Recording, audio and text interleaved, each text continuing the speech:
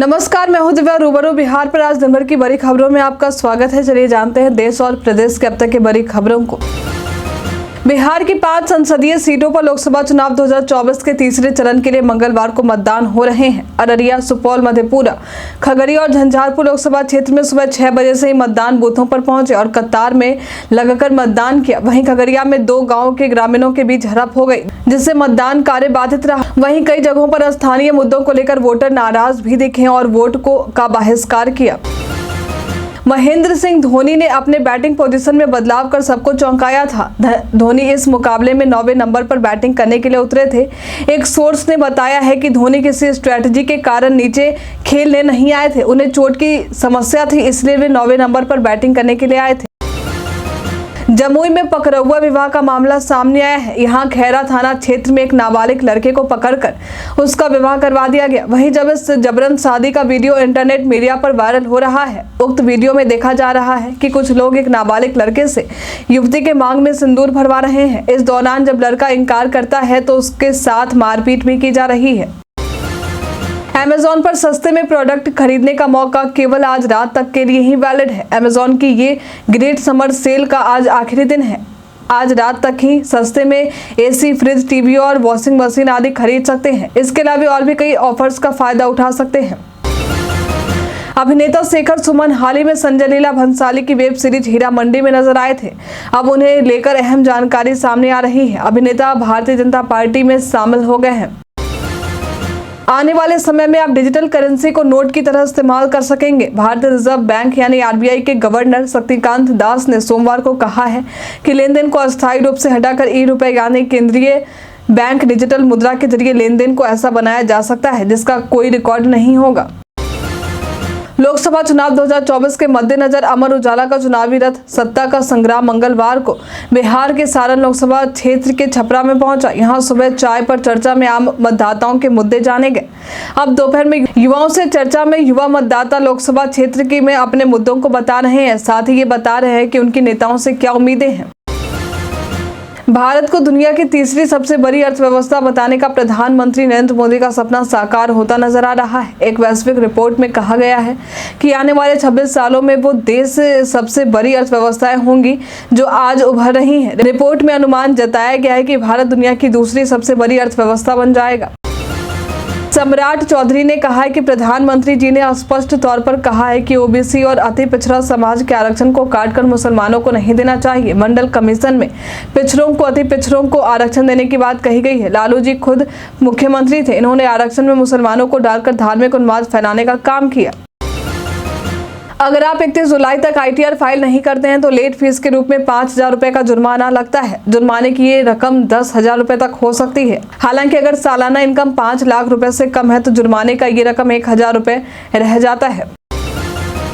लोकसभा चुनाव 2024 के 7वें चरण के लिए मंगलवार 7 मई से नामांकन शुरू हो गया है। 7वें चरण में बिहार की 8 सीटों पर 1 जून को मतदान होगा। बक्सर लोकसभा सीट की उन्हीं 8 सीटों में से एक है। पहले दिन सूबे के 2 दिग्गज नामांकन करने पहुंचे। बिहार सरकार के पूर्व मंत्री ददन पहलवान और पूर्व IPS आनंद मिश्रा ने निर्दलीय उम्मीदवार के रूप में नामांकन पत्र दाखिल किया। ददन पहलवान तो घोड़े पर सवार होकर नामांकन करने पहुंचे थे।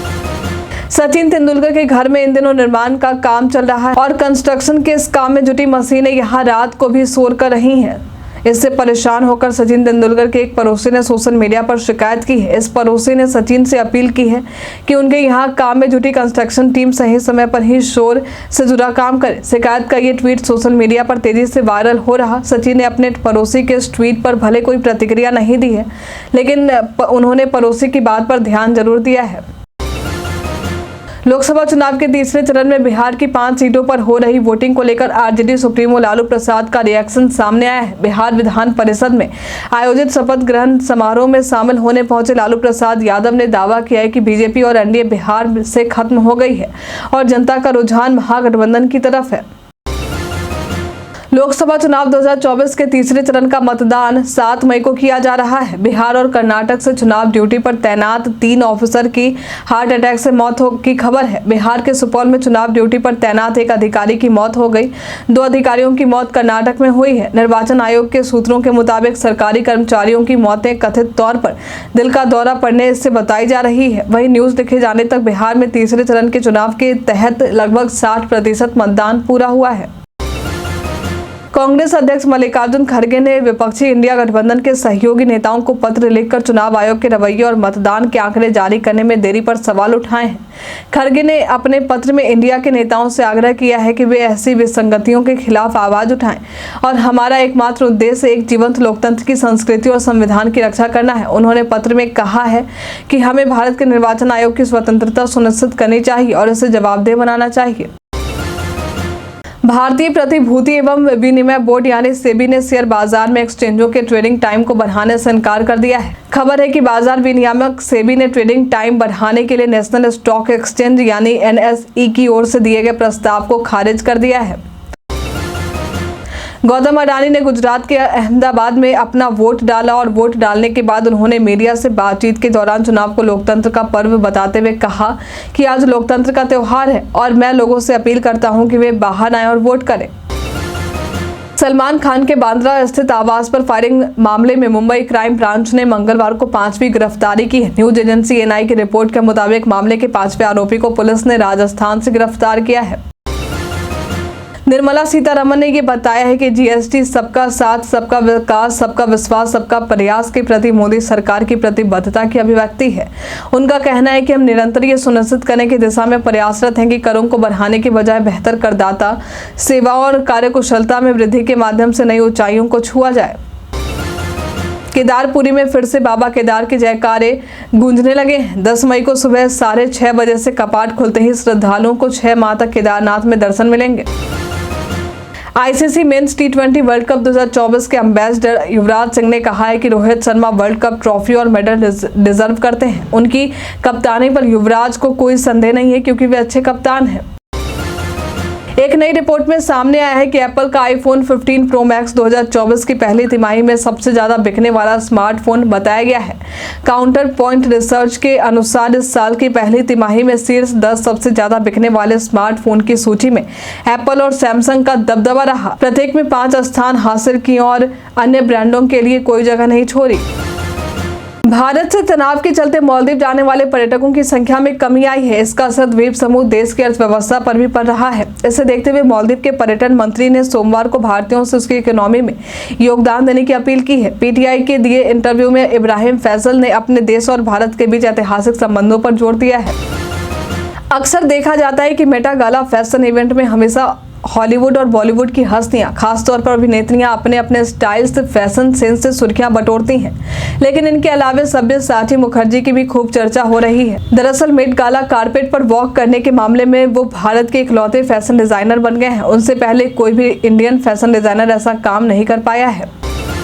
देश में आज आम चुनाव के तीसरे चरण के मतदान के लिए 11 राज्यों की 93 सीटों पर वोटिंग सुबह 7 बजे शुरू हो गई। इंटरनेट सर्च इंजन गूगल ने आज फिर मतदाताओं को वोटर फिंगर डूडल के जरिए वोटिंग के लिए फिर से प्रेरित किया है। गूगल के इस डूडल में वोट देने के बाद हाथ की तर्जनी उंगली पर लगने वाली स्याही को दिखाया गया है। जाने माने उद्योगपति और महिंद्रा ग्रुप के चेयरमैन आनंद महिंद्रा ने दिल्ली के 10 साल के एक बच्चे की तरफ मदद का हाथ बढ़ाया है। इस बच्चे का नाम जसप्रीत है और वो दिल्ली के तिलक नगर का इलाके में रहता है। उसके पिता की मौत हो चुकी है और उसकी मां छोड़कर चली गई है। जसप्रीत की एक बड़ी बहन है जिसकी जिम्मेदारी भी उसी के नन्हे कंधों पर है। जसप्रीत का एक वीडियो सोशल मीडिया पर वायरल है जिसमें वो अपने पिता के स्टॉल पर रोल बनाकर बेच रहा है। विदेश व्यापार महानिदेशालय ने सोमवार को जारी एक अधिसूचना में कहा है कि मॉरिशस को 14,000 मीट्रिक टन गैर बासमती सफेद चावल के निर्यात की अनुमति दी गई है। डीजीएफटी ने कहा है कि मॉरिशस को यह निर्यात राष्ट्रीय सहकारी समिति लिमिटेड के माध्यम से की जाएगी। भारतीय विदेश मंत्री के सख्त रुख के बाद नेपाल के विदेश मंत्री नारायण काजी श्रेष्ठ ने कहा है कि नेपाल सीमा विवाद को राजनयिक माध्यम से सुलझाना चाहता है। वहीं नए नोट में विवादित नक्शे पर कुछ नहीं कहा। आपको बता दें कि काठमांडू, भारत और नेपाल के बीच सीमा विवाद का मुद्दा एक बार फिर से गर्मा गया है। सोमवार के तलाशी अभियान के बाद मंगलवार को भी प्रवर्तन निदेशालय यानी ईडी ने रांची में 5 स्थानों पर छापेमारी की। इससे पहले सोमवार को इसी मामले में छापेमारी के दौरान करीब 35 करोड़ रुपए नकद बरामद किए गए थे। मंगलवार को छापेमारी के दूसरे दिन राजीव कुमार सिंह नामक एक ठेकेदार के यहां से ईडी ने करीब 1.5 करोड़ रुपए जब्त किए हैं। सरायगढ़ भपटियाही प्रखंड क्षेत्र के पूर्वी तटबंध के अंदर लोकहा पंचायत के मतदान केंद्र 73 और 74 पर मतदान के लिए नाव पर सवार होकर मतदाता पहुंचे, जहां मतदाताओं ने अपने मताधिकार का प्रयोग किया। जिला प्रशासन द्वारा कोसी तटबंध के भीतर 73 बूथ के लिए नाव की व्यवस्था की है। आज के लिए फिलहाल इतना ही। जिन लोगों ने हमें कमेंट किया था उनका नाम है गंगा प्रसाद, पप्पू कुमार, मोहम्मद महबूब, अतीश श्रीवास्तव, सालो कुमारी, एमडी वसीम। अब बढ़ते हैं आज के सवाल की ओर। आज का सवाल है कि आपके क्षेत्र में चुनाव हो चुके हैं? आप अपना जवाब हमें हमारे कमेंट सेक्शन बॉक्स में लिखकर जरूर बताएं। आज के लिए इतना ही। हमारे साथ बने रहने के लिए आपका धन्यवाद।